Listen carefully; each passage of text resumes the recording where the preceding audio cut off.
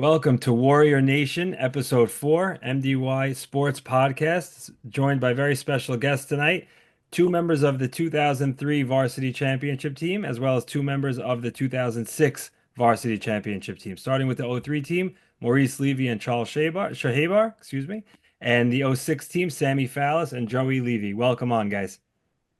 Thanks, Jeff. For having us. Thanks for Thank having you. us. So it's good to have you guys all on before Tuesday night's ring ceremony. Very cool event happening before MDY's varsity game Tuesday night, where you'll all be honored with your rings from those championship seasons. Let's jump right into the '03 team. Mo and Charles, tell us a little bit about that season and what prompted the run. So I think when we started the season that, we had expectations that we wanted to win the championship, right? The year before we lost in the semifinals in a game we were winning through the first three quarters. And I think that as we all got, older and bigger and stronger, we felt like we were team to beat that year. I think we opened up against Hafter. Actually, we beat them in the first game of the season at home. They were supposed to be the big competition for us. And it was we were looking forward to, like, it was a championship robust season from the minute that we started. Um it was we felt we had a deep team, right? Charlie, and then when did Ralph come over? He was in Shadeh Torah. Which grade did he come over? I think he might have came over 11th grade. 11th grade? I think it was 11th, because keep in mind when it was 10th when I was in 10th, when we were in 10th grade, Maurice and Stephen jumped the ladder and won the varsity team. Mechila, So mechila. they left us hanging. So we knew when it was time to be together in varsity that it was going to be the champion. That was the year we were all waiting for it to be united again, because we've been playing Yeah. together since we're I don't know how old, all of us together with our whole crew. And then once it was the 12th grade, that was our turn. That was our time. So when you Yeah. guys were in 10th grade on the JV side, you were not the same team that you were in 12th grade on the varsity side. Correct. So that was a disadvantage. And Mo, you mentioned at starting off at home. Back in those days, home was the center, if I'm not mistaken. Correct. Yeah. Very different element than what we have today. So Mo, Charles Chehebar has a double star next to his name on the banner, and that denotes being the finals MVP. Talk to us a little bit about Absolutely. what he did that night that he deserved that honor. He took the house down. What do you mean? He shot the lights out. Do we have stat Um, lines or are those gone 20 years later? They might be around somewhere. No, I remember it was a pretty close game. It was back and forth. We always held like a 6, 8, 10 point lead. I think Ramaz cut into it. And it was I think it was mid third quarter. Charles went on like his own like 14-0 run. He had like two 3 pointers. One was from the parking lot. YU had a parking lot back then. I don't know if you know.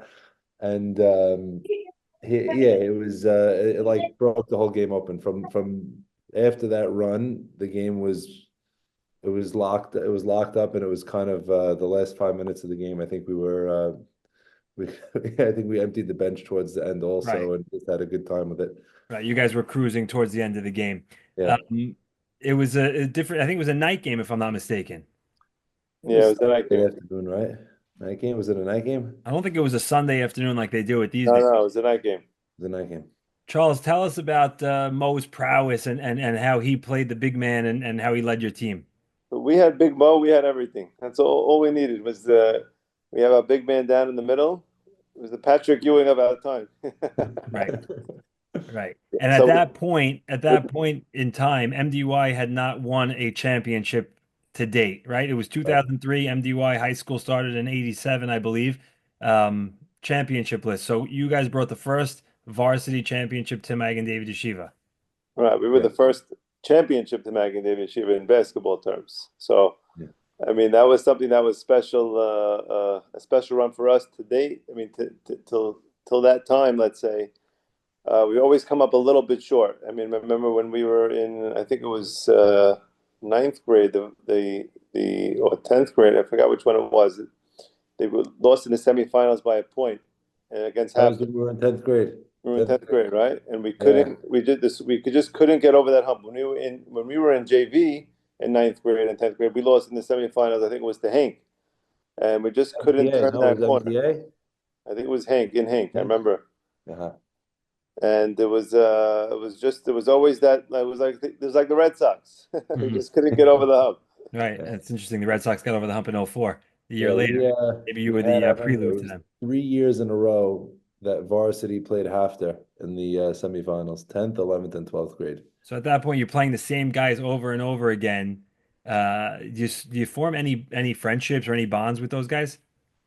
I got friendly with this kid Moshe Cohen for a little bit, for a couple of minutes after, but So it happens to be Moshe Cohen's now the current coach of DRS, who are interesting. the current favorites to win this year's championship.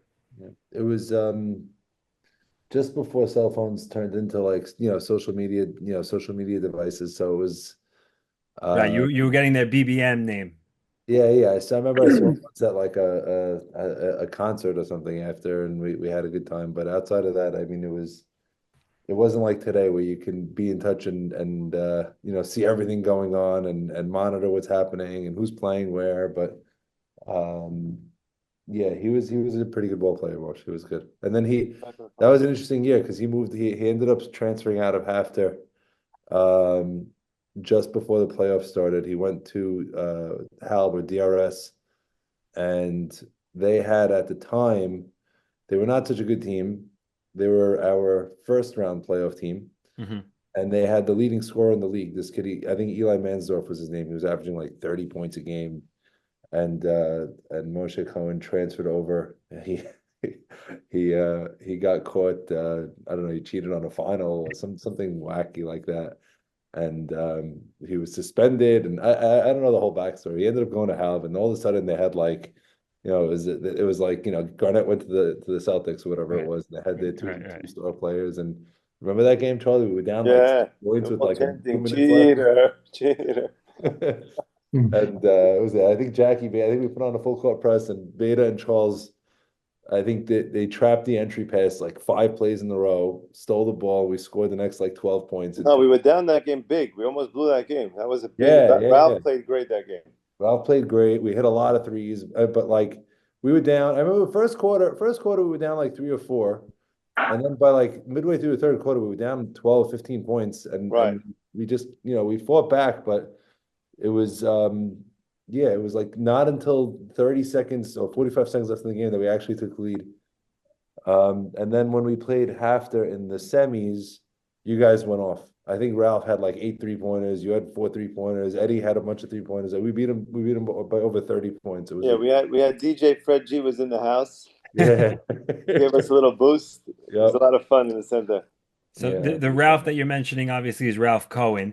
Yeah. And offline before we started recording, you kept saying that Ralph Cohen would have been the right guy to have on this episode. Tell me Oh, why. he always Ralph's the he likes the lights. yeah. Um, Before we go over to the to the '06 team, to Sammy and Joey, I want to talk about one thing that stands out to me that I just when I was writing down my questions today, I remember I was a big fan at the time. I was 2 grades below you guys, so I used to come to all the games and watch.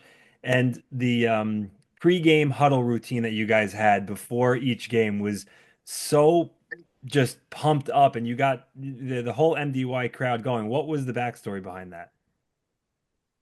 what was that? LVD? LVD was the backstory behind it.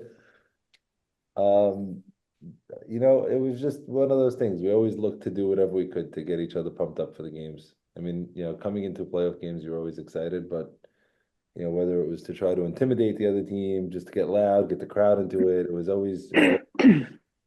um, just try to do a little extra. Again, it was one of those things. We championship or bust, and we kind of just always wanted to up the ante every game, be intimidating and establish like from the beginning that we were the favorites.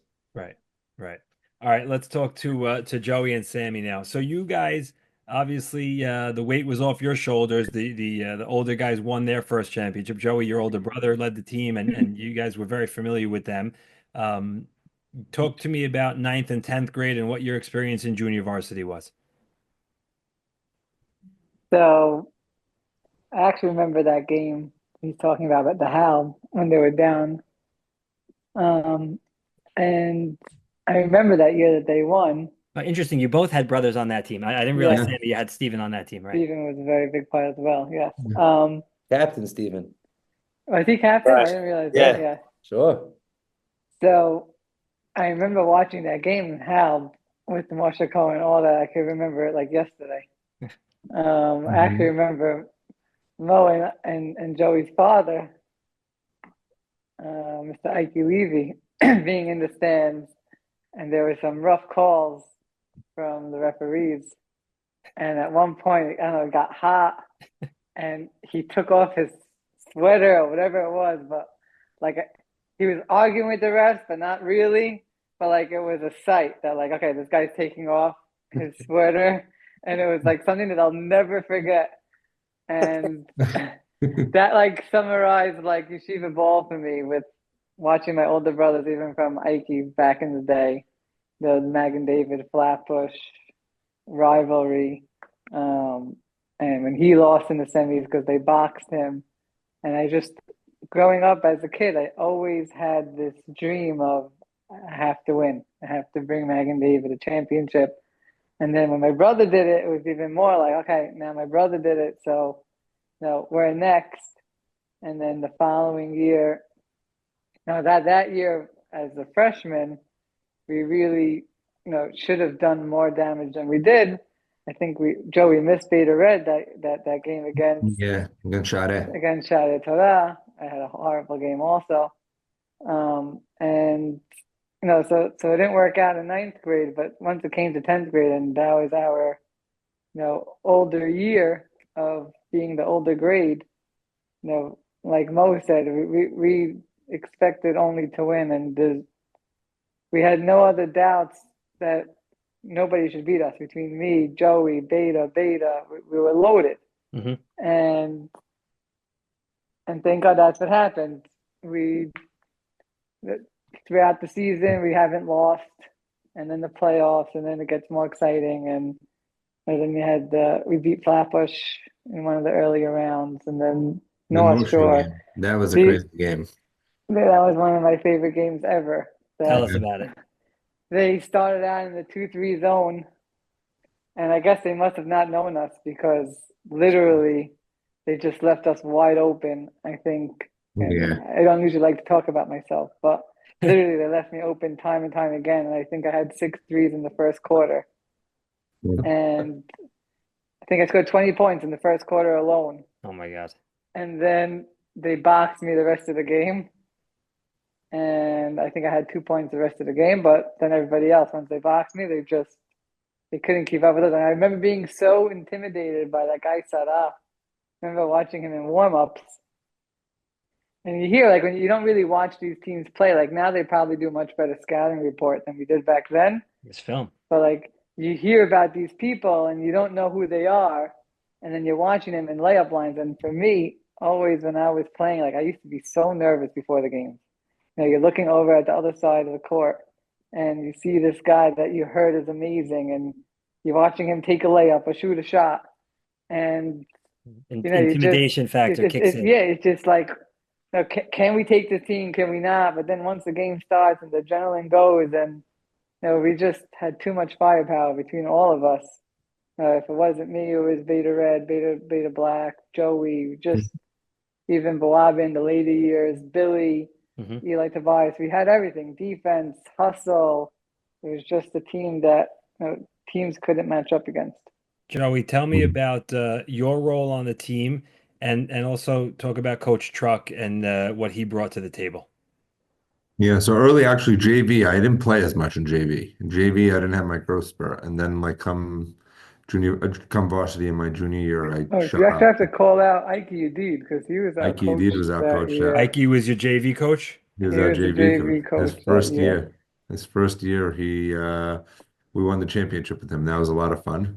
And then I had my growth spurt come junior year, and then I started playing a lot more. I was starting, and really my senior year, I played a lot more. I was starting every game, and really like started like to cement my spot on the team.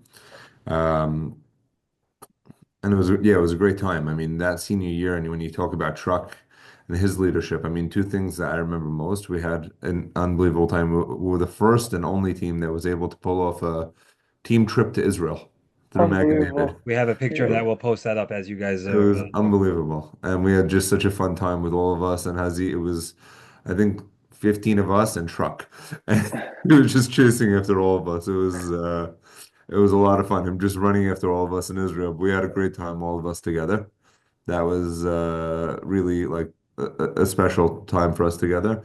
And then the other thing, which was really what I enjoyed about Truck, the one thing that always stuck to me was he always said the best players, doesn't matter if you look at an NBA team, they have coaches up the wazoo. They have more coaches than players they have on the teams. It's all about executing. So he always used to say, just execute. If you execute, doesn't matter who coaches, what, where, if you could execute, no one could stop you. And that was his one motto to us, always as a team. And he didn't really run too many plays for us. That was the nice thing with us. Sammy, let us do our thing.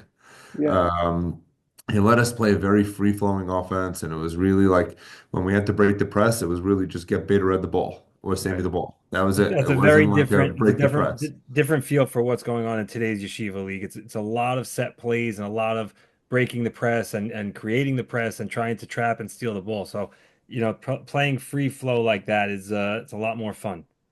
Yeah. 100%. It was a lot of fun. It was a lot of fun. And even back in the day, I remember Truck used to get crazy, but back in the day, you weren't allowed to shoot threes on a fast break. Only Sammy could shoot threes on a fast break. And you'd see Truck just jump out of his chair, like almost rip his hair off. Right. He just let us play. He let us play, and we would just do our thing. And I, I I don't remember, just like truth to be honest, he really didn't run any plays for us. It was just like we would just literally just play on our own. It was just a free-flowing offense for us. You used to call it the motion offense for us. And it was just literally just pass, and then you got a cut after that, and then we just did what we wanted. Right. You used to say it's a structured off. If you play within the system, it's free flowing. So it's just pass and cut, and that was it. And it was just really, for us, we had a really good chemistry with our team between Beta Red, Beta Black, Sammy, me, Billy, Dave Boabe, Eli. Like we had always, it was a really good chemistry between all of Great us. crew. So the landscape of Yeshiva Bowl has changed a lot in the last 20 years. Going back 20 years to your guys' championship. These days you have broadcast, you have videos with tape, we have training, we have podcasts. Do you feel like you missed out on some of that, or do you relish the time that you guys played? I definitely wish that we could have had that streaming like they have today. I mean, I was watching one of the Magen David games in the finals against Flatbush. Was it last year or Yeah, whatever it was? Felt like I was watching ESPN. Now, the clearness that they were streaming with the announcers and the stats that they would put up, it was something that I wish we had in our time. But at the same time, I feel like now they took it so much to another level where it's like, with the training, I definitely didn't miss having that training in our time. No, we played ball at any time we could. Just as the boys, we played ball. If we would go to Eli Tobias' house, we play ball, hang out in the pool. hmm We did the ball by ourselves, not for a training purpose, not for it's just to more have fun. That's what we did. We weren't as distracted as maybe these kids are today. Um, and it was just about having fun with the boys, and our fun was competing and playing. Charles, any thoughts on that? Yeah, I mean, I think, very similar. I think today it is another level, nowhere near, from when we, grew up and played ball. And we have a little video clip from our championship game. It looks like it's really from 1960s. I It's mean, unbelievable. They posted it today on the MDY Warriors, and it looks you can't tell the face. you can't tell the face. I'm saying the clarity is the resolution. Um, and that's all we have really I think it's nice. I mean, now looking, thank God we have children and we're in a different position. I think that's one thing that would be nice to show the younger generation as you get older. That's one thing I miss, but at the same time, like Sammy's saying, I would not be subscribe for the training and the workouts and the pressure and the social pressures of what I'm up to. I mean, we played ball day and night, mornings, afternoons, evenings, Maccabees, Right. everything, every chance we could get, we were playing ball, Yeah. and we loved it. I mean, it wasn't to sign up for camps or programs or anything like that. It was really just for the love of the game, and I think just the bonding that we had with amongst our own teammates and friends. I mean, it was like another family that we had. Not just on the court, but even off the court. Sure. Sure. So I think that it's that feeling still exists today. right. No, I'm sure that's there, but I just feel like today it's another level. It's nice to a degree, and I'm sure it's for the kids growing up, the interviews and all this stuff. It's like, but it's just like, wow, like we didn't have any of that stuff, and it would have been nice, but again, we did it without it, so we're still here. Right. Mo, tell me about MDY the day after the championship. What did it feel like to come back to school the next day and know that you're going to have a banner raised in the school forever? So it was a, this is probably going to be an unexpected answer. It was a very bittersweet couple of days for me. Like the guy said, I played on the varsity team in 10th grade, and I actually very much enjoyed that team, right? We made a lot of good friends, guys that were older. We had the team manager who came to every game. He was our number one fan. And Allah Shalom, Leo Shalom. He did everything with us. Came to practice. Did everything, and he passed away a day or two right before our game. It I wasn't sure if I was going to play. I never really told anyone. I was considering just skipping the game. I had a hard time I remember getting that. I hurt. remember, and Yeah, we even put a black tape on our yeah. jerseys. So it was a very kind of, it was not an easy 24 hours. Hmm. And it was, I think, we enjoyed it. We had a good time. It was great. It's a blur to me. I don't remember the school the day after. I think they definitely did stuff, but I just remember kind of like, the not, the game was for him, right? We dedicated Right, the game to him, and we talked about him, and you also had in perspective at that time, like there's bigger, more important things. So I know, at least for me, we kind of carried it with us a little bit after the game. And it was an interesting mix then, right? It was then Right. that championship, at least in my mind, always kind of is connected to him, because he was, even after he graduated, he was just always about the teams, always about the games. He was great. He was like a number. He was a big fan. There was definitely something in the school. I'm trying to remember. I mean, we had, right. I we can had tell you what happened to me, Jeffrey. yeah, The next, so after we won, we brought with us, I think it was bottles of champagne, because we had a feeling we were going to win. And after we won, we were spraying the champagne in the locker room, drinking anything. We were kids, but we just wanted to have a good time. So the next morning we wake up. I think I was walked in with LBD, and we're going into the school, and like we're walking on clouds. Like they're gonna open the red carpet for us. Like we're so excited to go to school. Like this is unbelievable. We never had anything like this in history. I walk into school right away. They tell me Mr. Fisher wants to see you. I'm like, I thought I'm getting like, you're like gonna win. this is awesome. I go into his office. He goes, sit down. He's dead serious. I said, well, yeah, yes, Mr. Fisher.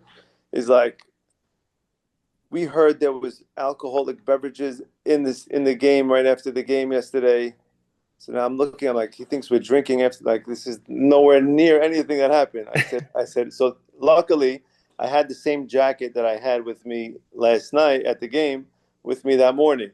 I said, no, Mr. Fisher, I'm just being totally honest with you. This is the same jacket I had yesterday. Look at it. There's still champagne on my jacket. I said, we just sprayed the champagne and it's Right. still right here. We didn't drink anything. Look, it's right here. Look at it. So I'm showing him the champagne. He's like, all right, get out of here. Good job last night, boys. That's unbelievable. Yeah. Last question, Joey. Tell me something that you took with you from playing high school ball, from playing with a team, from creating a camaraderie, and ultimately winning. So for me, just building that camaraderie, the relationships that you have today. One of the things that it's funny, we just went away and went to vacation, but just the relationships you have with the friends of the people that are on the team, we're still talking, hanging out together. we graduated almost 20 years. I mean, what are we? We're almost coming up on 20 years now. And we're still as friendly. We still talk every day. Sammy, we still play ball together once a week. We're still all hanging out. And that's something that's special that was built, those relationships and everything that was built. It's something that doesn't go away forever. And it is really special. And I think two things. A, for my kids now also, having them come Tuesday night, they're excited. I mean, my son always tells me, I see your name in the rafters and I see your plaque in the school.